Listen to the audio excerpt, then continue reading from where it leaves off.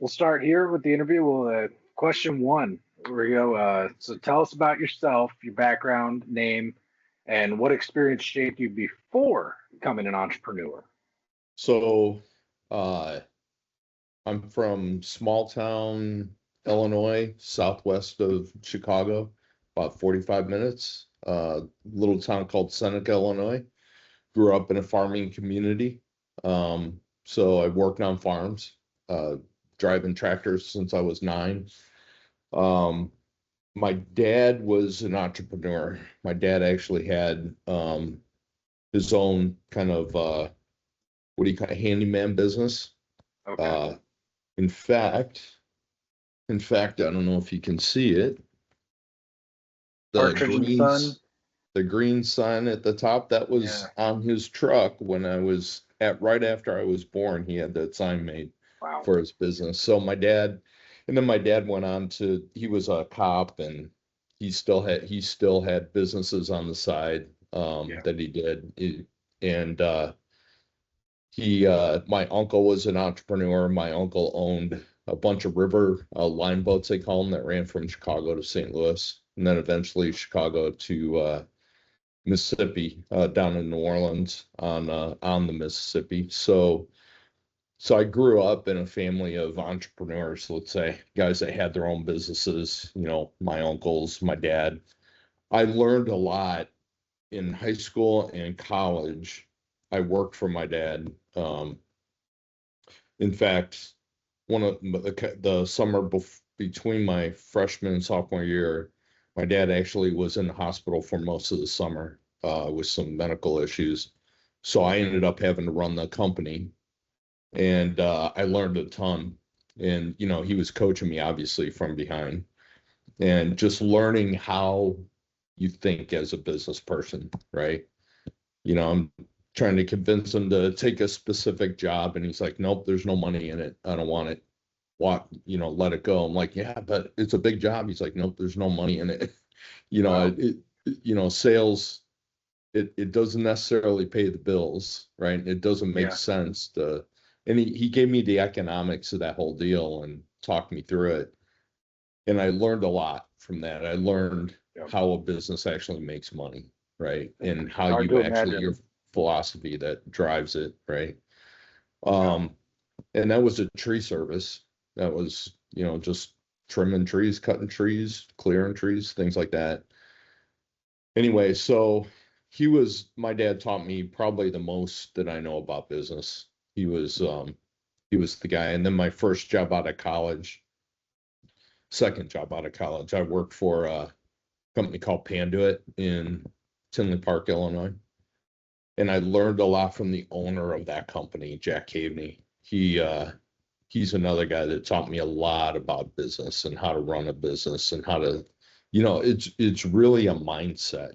Being an entrepreneur is a mindset. And in some ways, you're a bit of a gambler. But if you believe in yourself and you believe in what you're doing, it's not so much gambling. And it's really understanding how to deliver value for people that they'll pay for, right? Yeah.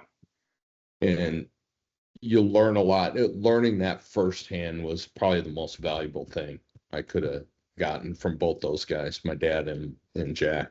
So So that kind of goes right into the second question. What inspired you to start your business instead of working for someone else? Because it seems like you're set up pretty well. Yeah. So when I went through grad school, I got an MBA in finance, master's in finance, and two of my classmates, I became my business partners. We actually started the business that was our capstone class. So it was a networking business, a residential networking business. So we actually started it because we thought it was such a good idea. And that really is what got me going into it. Yeah. And we ended up doing that for like 3 years, and then we sold it. And then my partners went off and started a real estate development, and I had gotten promoted. I'd gotten a big job at Panduit, so I didn't want to jeopardize that. So I chose to kind of stay in my job. but I decided to start a business with my father-in-law, a metal business that he was running. And yeah, that turned out to be still exists today, that business. Oh, And my my brother-in-law is running that business, my ex-brother-in-law. So, oh, okay. but that's kind of I don't think there was no like inspiration other than I just want to run my own business, right? I really want to run my own business and do my own thing. And I want to do something that is going to be successful. I want to build something that's going to be successful, and Yeah. that was kind of my inspiration. So, Well, talking about the early days starting out, what what are those first months or years like? Was it scary? Was it going through it? well, I had the safety of my partners, right? Okay. So in the Yeah. first business I started, it was the safety of my partners. There's three of us, and one of them was a corporate exec like me. The other one really had his own successful investing business. So it's not like I was on my own and I had to learn a bunch of stuff on my own. I had those guys to lean on. Yeah. The second business with my father-in-law, he was a very successful executive in a steel company. Yeah. And he knew a lot about business. So, obviously I could lean on him and learn. So for me, it was really about learning.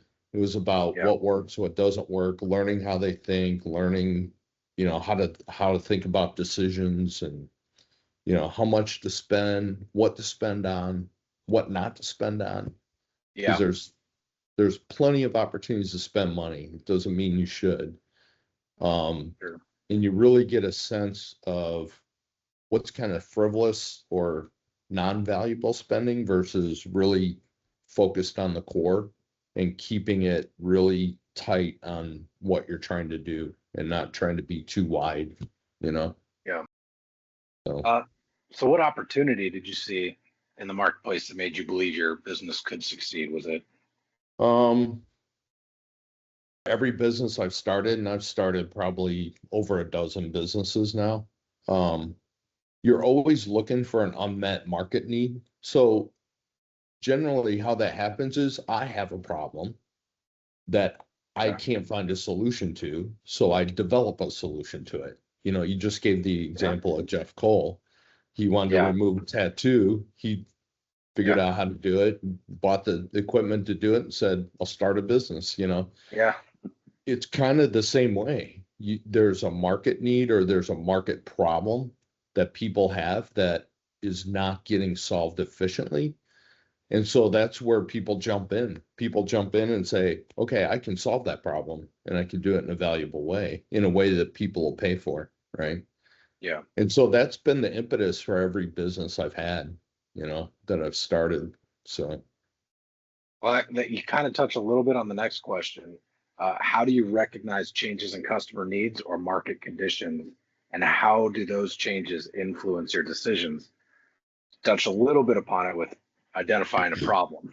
yeah, I think, this is where I learned a lot from being at Panduit all those years. I ran product management there for 7 years. And being a product manager is exactly that, is really understanding customer needs. Now, you just don't go ask a customer what they need. They're never able to tell you what they need. It's Henry Yeah. Ford has a, a famous saying, right? If I would have asked the customer what they needed, they would have told me a faster horse. They wouldn't have told me they need a Yeah. car. You know what I mean? Yeah. So what I learned with clients is you talk about their process. How do they do things? What are the biggest challenges they have? What are the biggest problem I have? I couldn't solve it, so I started a business, right? So what are the biggest problems they have? And why can't they find a good solution to it? Or what would be a good solution? What would that look like? And as long as you have your finger on the pulse of your customers and you're in contact with your customers, you'll be massively successful because you're going to find things and you're not just going there saying, what do you need? Hey, I could do this for you. You're not trying to sell. And you're not trying to just have them tell you what to do. What you're doing is you're going and understanding their business, understanding the problems they have, and you're thinking about very valuable and creative ways, innovative ways to solve those problems better than anybody else, right? So that's how you do it. And in doing that, like in product management, I was always tell my product managers, your core job is to talk to 10 customers a week, 10 customers documented. And we had 35 product managers. So you think about how many conversations that is with clients, and you learn a lot. You put all those notes together, you look at them, now with AI, you can parse through them and analyze them efficiently. And you really come across really unique opportunities to add value to a client, to a customer. Remind me at the end of this, I want to ask you a question about AI and Yeah. business. So Yeah. question 6 here. We got can you describe a difficult decision you've had to make and what factors influenced your choice? Yeah. So making the decision not to do something is kind of the hardest decision you'll ever have in a business, right? Yeah. So, I remember in the business I started with my father-in-law, it was we were making steel shelving for warehouses, and warehouses were just coming on. Amazon was just coming on at the time.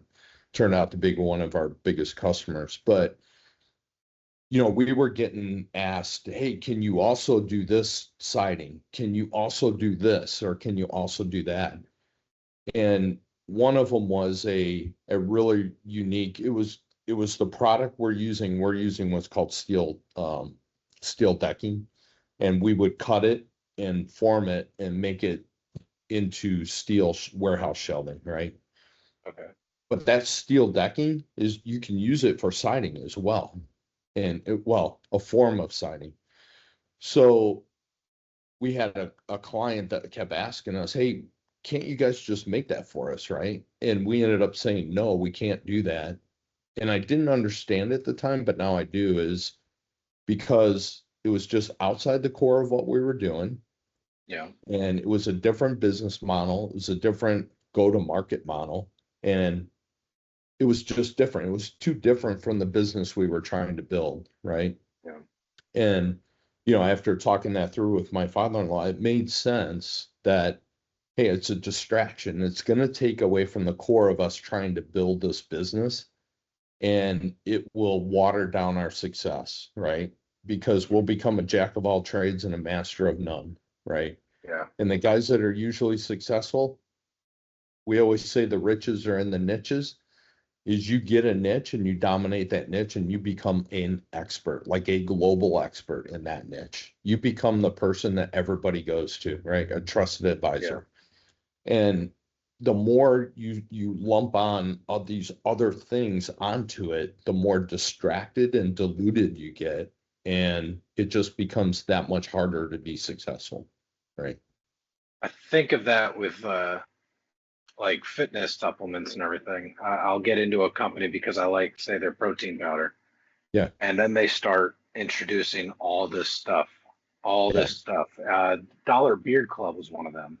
They Right. were, it was a beard oil. That's all it was. And then they started introducing, care products, Yeah. making videos and all this stuff. And all of a sudden the beard oil is kind of like, all right, well, I came here for this. Now there's so much. And the company, sure enough, they sold their company. They weren't successful. They had to move and change model. Yeah. So yeah, I've seen that as a customer. That's fun. Fun Now, to, there is a place to expand into what we call product or market adjacencies, right? yeah, Or vertically integrate, right? So if you're doing beard oil, makes sense. Maybe do a beard shaver. Makes sense. yeah, Maybe to do, shaving cream. You know what I mean? yeah, So there's a time and a place for that, but you got to be really good at your core. Like, you got to be profitable, and you got to have an expertise at your core as a company. And then you can add on these other things as long as they're not distracting from that core. Once they start becoming a distraction, it starts to dilute your business quite a bit. Yeah. All right. So you've been an entrepreneur for a long time. You've gone through your share of inflation and economic downturns, changing costs. How have those affected your business over the years?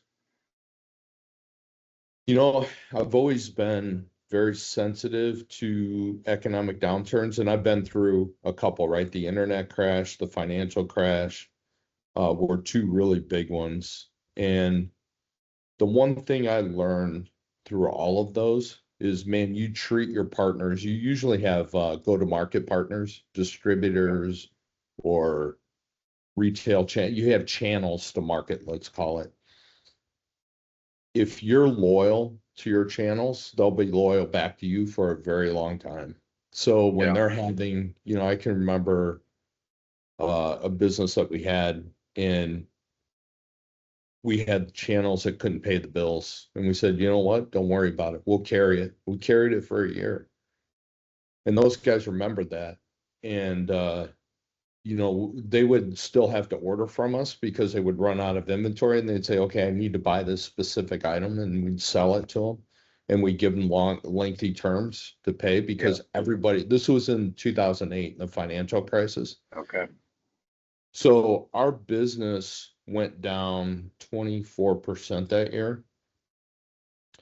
In 2009, 2010 to 2009, our business grew 45%. Wow. When the market came back, every channel partner remembered what we had done for them, and we benefited from that bounce. And the loyalty that we gained in our channels was very significant. So the lesson there with that is, you're going to have hard times. The economy is going to cycle. It's going to go up. It's going to go down. Always be prepared for the downsides, right? Meaning financially, be prepared. So if you're running super thin margins and your revenue goes down 10%, and all of a sudden you're losing money, you're burning money, that's a problem. So you should have strong enough margins where you can weather some decrease in revenue, some increase in costs, right? You should have enough headroom, and you should always be working to improve that. Always. Don't get complacent. Where people get in trouble is where they get complacent, right? I'm making 20% margin, I'm okay. And then all of a sudden, 2 years later, they're like, I'm at 5% margin. And by the way, there's an economic downturn. And now all of a sudden you're underwater. So you should always be working on the financial health of the business. Always, always. Do I have enough cash flow? Do I have enough profitability? Can I weather any kind of bump up in cost, inflation, or any bump down in revenue?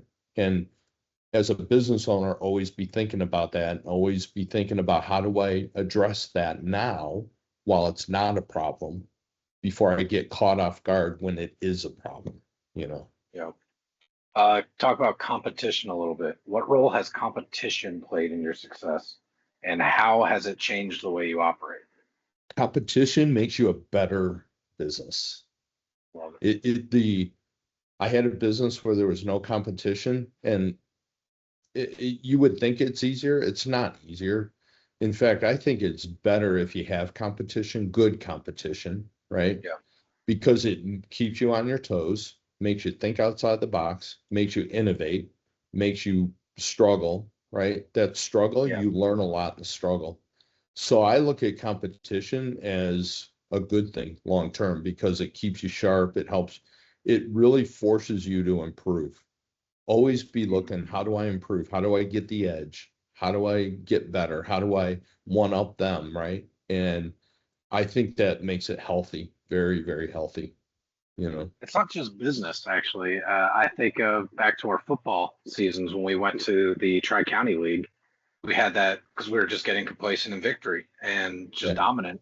And then we have a year of, okay, these guys are real, they're competitive, and we adapted how we did business, how we approached our teams, and sure enough, you got several championships across age groups. very quickly. It made everybody better. So that's not just Yeah. business. The It, competition, it's life, right? It's yeah, really no, it life. brings out the best. Looking back, what has been your greatest success as an entrepreneur, and why does it stand out to you? Greatest success, I think, is that's a interesting question because how do you define success, right? Yeah, Success for me is not about the money. It's about happy clients. It's about clients that would just go to the wall for you because you've solved problems for them. You've been a huge value to them. You've helped them through tough times. Just for me, if I look back on it, it's actually the business I have right now, the consulting side of my business. We just helped a client.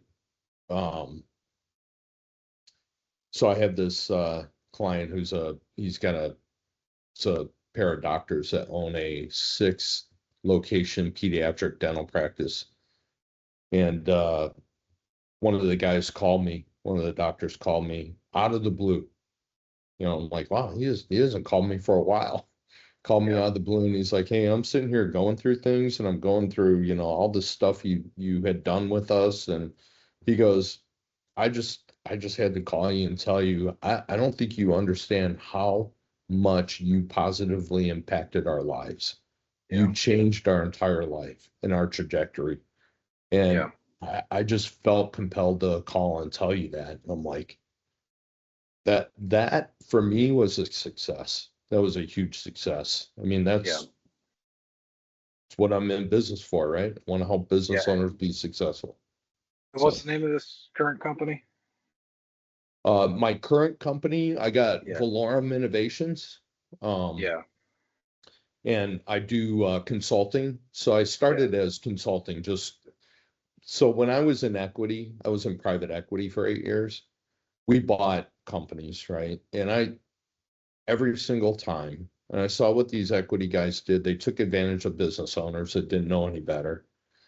And they really honestly screwed them out of life-changing generational wealth. Yeah. And I sat on that side of the table for 8 years.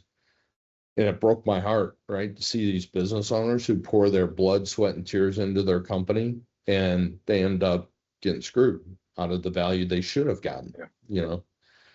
And so when I got done running the crypto company in Chicago, I'm like, you know what? I'm done working for crazy CEOs, and I just want to run my own business, and I want one mission in life, and that is to help business owners not get screwed out of generational life-changing wealth, Yeah. right?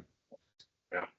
And because they don't know any better. You're going up against these guys at equity who have the money, who are, these guys are finance wizards. Man, I learned so much from those guys. Um, and they're financial engineers. I mean, they Yeah. know how to do this stuff, and the business owner doesn't. Your typical business owner doesn't know how to do it, right? Yeah. And so they end up getting screwed. And this is a Christian-centered company, correct? Yeah. On the website, Yes, yeah, Christ-centered. Go, go to Liberty. absolutely. It's, yeah, Champions for Christ. That's their motto, Yeah. and I wouldn't be here otherwise. So, Yeah, um, absolutely. so can you describe a significant failure or setback and what you learned from that experience? Maybe because you've been very successful, but anything you've come across. I've had a lot of failures. Yeah, So one I started a company called REAP, REEP. Um, REAP stands for Ron, Ing, Ellie, Partridge, my wife and my daughter, Ing and yeah, Ellie. But anyway, so we started it. So the problem I was solving is when we lived in China, we had these floor mats in the car, and they were PVC. It's a type of PVC floor mat with I don't know, what do you want to call it? Look like strands, right? yeah, And they absorb water and they keep things off your feet. It was just great. When I came back to the US, I couldn't find them.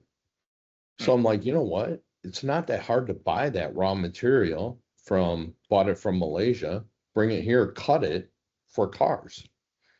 So I did. I set up a factory in Burr Ridge, Illinois. Uh, I went to Malaysia, procured a whole, container, 40-foot container of material. I procured the machines from China to cut, the cutters, 2-axis Yeah. cutters. And what I didn't what I didn't plan for is the hardest part, which is, so I had a 3D scanner. You scan the pan of a car, right? And Yeah. then from that scanner, you create the layout for the floor mat. So it fits extremely Yeah. well. What I didn't plan on is how hard it was to get all the scans so I could make all the mats. And Yeah. I did not account for that. I didn't think about it. I didn't, because when you're starting your business, you're like, okay, what are my big issues I got to make sure I deal with, right? What are the risks that are going to take me out? Yeah. And I just did not give that the weight it should have been. I'm like, we can scan cars. That's easy. We can get that done. No. And then when somebody orders, nobody orders the same set of mats, Yeah. everybody's got a different car. They all got, and you're like, oh my gosh. So I don't have Yeah. enough time in the day to run around Yeah. to try to find that specific model and year of car, Yeah. scan the pan, and then make the drawings from it, right? So it How long did a became, scan take? so the scan only takes, I don't know, 15 minutes. I can go in and scan a whole car in 15 minutes with a 3D scanner. And that was not the problem. It was getting your hands on the car, you know. And I tried to strike deals with new car dealers, used car dealers, but the problem was you would get an order in and it was for a car that nobody had, right? I'm like, Yeah. oh, what am I gonna do? And it ended up killing the business. I just had to shut the Yeah. business down. Didn't work, right? Goodness. So when that was probably the biggest failure. My learning from that is you got to identify your biggest risk factors and your keys to success, and you got to make sure you've addressed them. Yeah. If you don't do it, you know. How would you describe your leadership style and how has it evolved over time?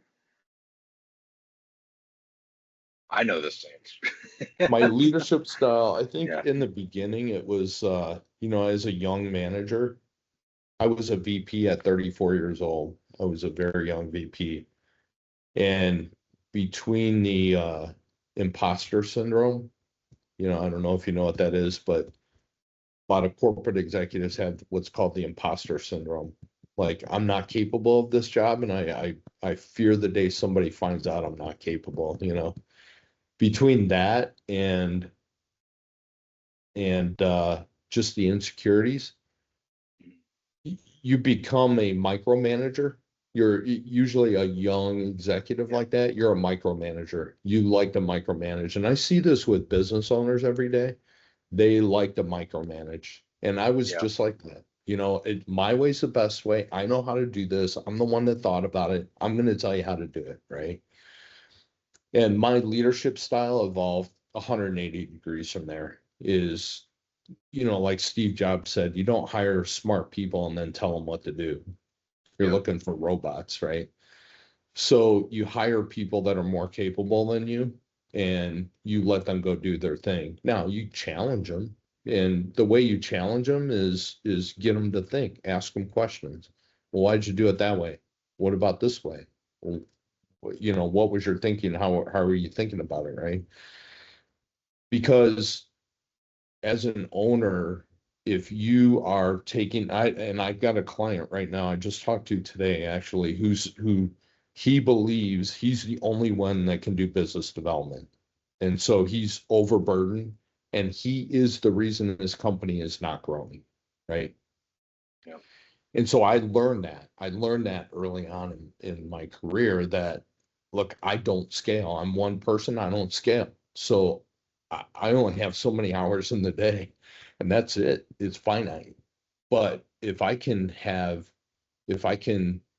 empower people around me, capable people with direction and support and they're gonna make mistakes, it's fine. You know, just don't make the same mistake twice. I used to tell people that's a problem. Um, and you start to see your mission becomes not just growing the business, but growing people, Yeah. really growing people. And part of being a business owner isn't just solving a customer's problem, isn't just building financial wealth for you and your family. It's also building opportunities and financial wealth for your employees. And they become a very, very important part of that. And that's where I'm at. My leadership style is, you know, I'm investing as much in the people as I am in the business, right? Yeah. And trying to impact and help as many people as I can. So, So you talk about imposter syndrome. I have that with where I'm at in my PhD process. I oh, actually emailed the professor that this assignment's for, and I'm like, I don't know how I made it this far, to be honest with you. It's really because I follow instructions. That's what it is. I follow instructions. But yeah, I got you, that a lot. you know what they call that, right? There's actually a term for that. It's called insecure overachiever. So because you're insecure, you work your tail off, you study more, you think more, you try harder, you know, and you end up overachieving. And I have seen there's personalities that I come across. That's one. I'm more that style. And Yeah, then there's the overconfident underachievers. I can yeah, do it. I don't need your help. I'm perfectly capable. I know better than you, blah, blah, blah.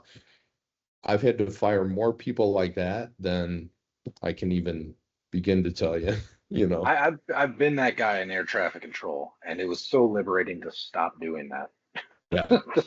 Yeah. Just humble yourself and listen. Yeah, So, exactly. so we Right. talked about this a little bit, but what personal values, family influences, or beliefs have shaped the way you conduct business? So you mentioned Christ-centered organization. Number one, that's the moral compass that I use for when I run a business. And I've used this for years, even when I was a corporate executive. That's my moral compass. I don't deviate from that. Right. Yeah, And, you know, we've got two commandments: love the Lord your God with all your heart, mind, body, and soul, love your neighbor as yourself.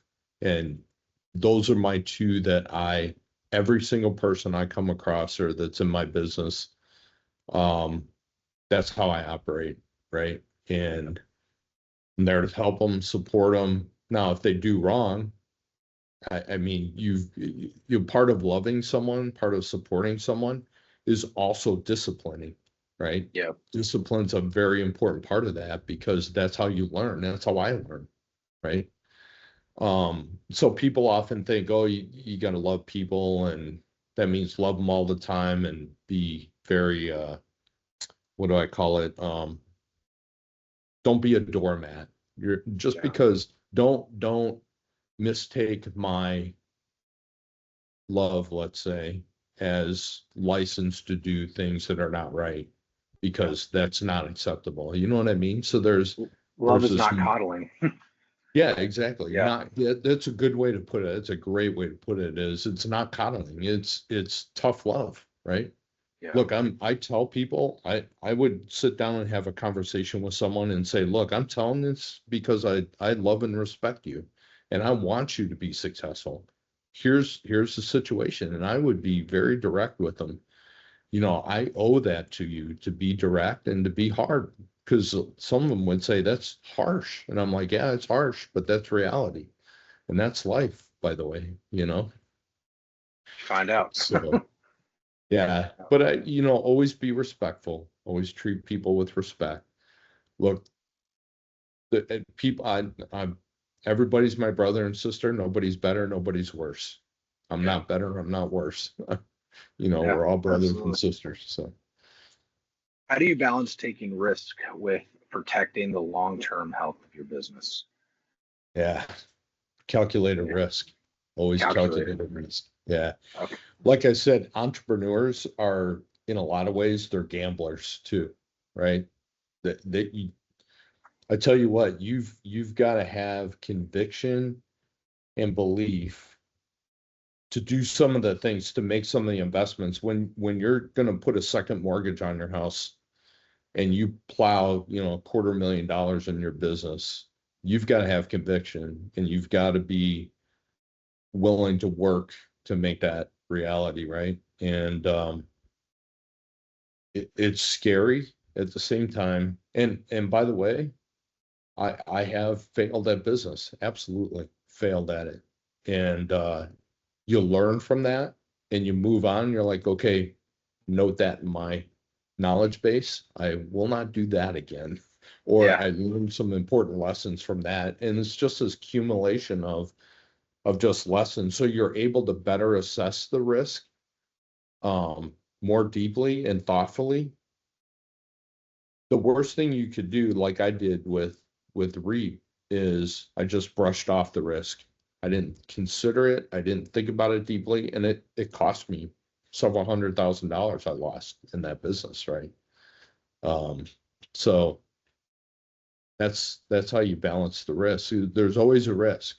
Is how are you going to mitigate that risk is a very important question. Right? Yeah. So if you were starting your business from scratch today, what would you do differently? One of the things is that I was never good at, and one of the problems that plagued me in starting businesses is everything had to be perfect before I launched. You know what I mean? I had to have everything defined, everything had to be working properly, boom, boom, and done. If you look at the most successful entrepreneurs, it's not how they operate. What they do is they get something close enough, go. And then they work and fix it as they go, right? Yeah. So, and it's a series of try this, fail fast, learn from it, try something else, fail fast, learn from it, move, and it's a series of I got an idea, let's just test it and see how it works. Fails, okay, learn from it, move on. Or got an idea, and they may have 100 of these and one hits. You know what I mean? Yeah. So how that changes how I think today is I would not think about a product or a service so long and put so much effort into defining it to the nth degree and have it like perfect for introduction. Speed to market is most important. Yeah. Get the core of it done, get the essence of it done, get it introduced, try it, see what works, see what doesn't work. And by the way, listen to the client. They'll tell you what is good and what is not good. And you react. You continue to just adjust. And that's what I would do differently. I would do that better, So this isn't one of the questions I sent you, but it's something I'm curious about. Especially with today's generation, everybody wants to be an influencer. And what an influencer, you're putting out a product still. Do you think that these business models can correlate to people, storytellers, stuff like that, trying to put their brand out? Do you think these same concepts, because everybody tries to make everything so perfect before they go? And it was, I think when it comes to the influencers, I think I know what you're saying on that. The ones that people tend to like are the ones that show themselves to be imperfect, like me. You know what I mean? That people look at and they say, because I've seen some influencers that they make a mistake and they put it in the video, and like construction stuff. Well, I screwed. I made the cut wrong, right? Yeah. And those are the guys that get the most followers, because guys like me are sitting there going, that's exactly what I would have done. I would have made the exact same mistake, right? Yeah. Because they just want to know, oh, you're not perfect, but you're going through the same journey that I am. And you know what I mean? Yeah. And I I watched think a guy that carve pipes, and he made cuts wrong or drilled too deep, but it was the most relatable thing. And I was continuing to watch, continuing to see what he's doing. And, being an author now, I can officially say that, you think about like, okay, this book I wrote is not perfect. It's short. It's the structure's different, but wanted to get it out there and see what people think, what they like about it, what was relatable. Yep. and go from there. Yep. So last question of the 15. What advice would you give to someone hoping to become an entrepreneur in today's economy? So I It's think tough. the advice is, I got a lot of advice. That's what I'm trying to say. How would I pare it down? So you've got some timeless advice, like make sure you're providing a product or service that customers would pay you for, that it's solving a problem for them that they want to pay to solve, right? So, and you're doing it in a way that there's no other company or other way to solve it other than the way you're doing it, right? That's one. Or if you're going to be a fast follower and you're going to provide something that somebody else already provides, you better do it like 100 times better. You know what I mean? Or just pick, what is your core value? What defines you as a company, as a product, as a service? What defines you? And you got to build on that and make that the core of everything. That's your anchor, right? So if it's high quality, or if it's customer service, or if it's the best widget in the history of the world, whatever that is, focus on that, be an expert at it, make that the thing above everything else, right? Yeah. That's one. Secondly, just the trial. Try things. If you don't know, try it. See what happens, right? Try it with Yeah. clients that are willing to try it for you.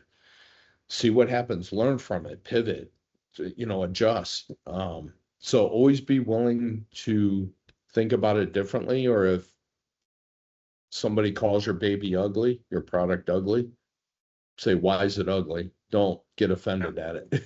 You know what I mean? Yeah. So I think that's probably the biggest advice. And by the way, you don't need a gazillion dollars to start a business anymore. You just don't. You know, there's so many ways to get it done. Just get it out there, and just start moving, and then you'll figure things out as you go, right? Yeah. And surround yourself with people that, like I had when I started the first couple of companies. I had partners who have been there, done that. So we weren't all learning on our own blindly, right? I got the advantage of learning from some pretty knowledgeable people and capable people. And I Yeah. think that's important. Surround yourself with good people that will advise you and have your best interests at heart, you know. So those are the Yeah. three big things. I mean, yeah, I'm sure you can go on and on about that. Yeah. But There's lots of stuff. Yeah. well, that's it for this interview. Obviously, I could probably talk to you for hours about this stuff, though. I mean, I think everybody's got business ideas that they want to start. Nobody wants to Yeah. really work for anybody else. People want to, Yeah. be their own boss ultimately. So, Yeah. yeah, thank you. My son's like that. He started his Yeah, own company, and now he's looking at buying companies. He's like, I Josh. just want to buy companies and put them together, and he's in construction. So Okay, yeah. Josh. Justin. Yeah. Oh, Justin. Okay, Yeah, yeah. Justin. Awesome.